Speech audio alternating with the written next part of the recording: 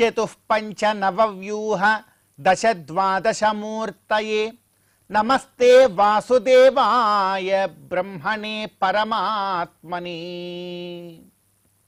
అత్యంత పవిత్రమైనటువంటి ఈ మాఘమాసంలో శుభోదయ వేళలో దేవదేవుడైనటువంటి శ్రీమన్నారాయణుణ్ణి, కలియుగ ప్రత్యక్ష దైవమైనటువంటి శ్రీ వెంకటేశ్వర స్వామి వారిని పరిపర విధాలుగా శరణాగతి చేస్తూ ఉత్తమమైన ఈ మాఘమాస శుభోదయ సమయాన్ని మనం చరితార్థం చేసుకుంటూ ఉన్నాం.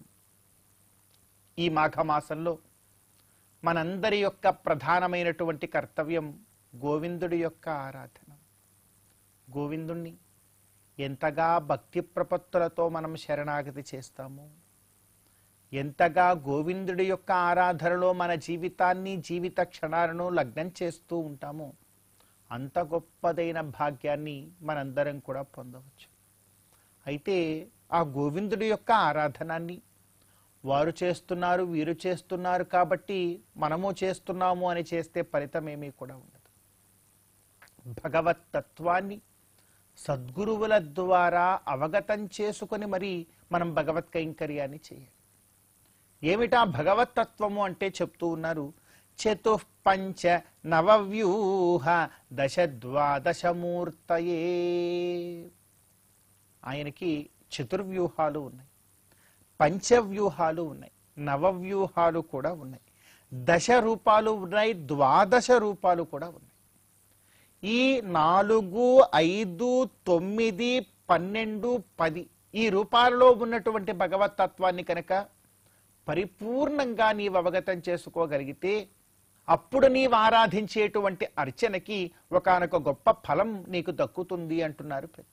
ఏమిటివి అంటే చతుర్వ్యూహము అంటే సంకర్షణ వాసుదేవ ప్రద్యుమ్న అనిరుద్ధ రూపం.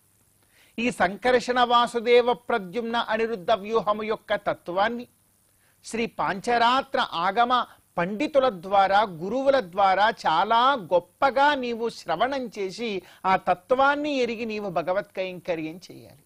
2 పంచవ్యూహం విష్ణు పురుష సత్య అచ్యుత అనిరుద్ధ. శ్రీ వైఖానస భగవచ్శాస్త్రం ప్రకారం తిరుమల గిరులలో ప్రతినిత్యము కూడా ఆరాధన జరుగుతోంది. అక్కడ జరుగుతున్న ఆరాధన పద్ధతియే ఈ పంచవ్యూహ పద్ధతి.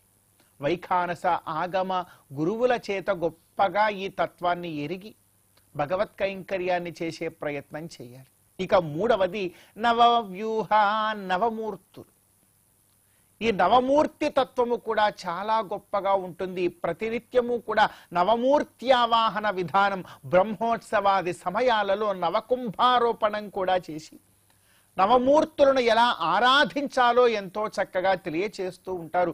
ఆ తత్వాన్ని కూడా మనం జాగ్రత్తగా తెలుసుకునే ప్రయత్నం చేయాలి.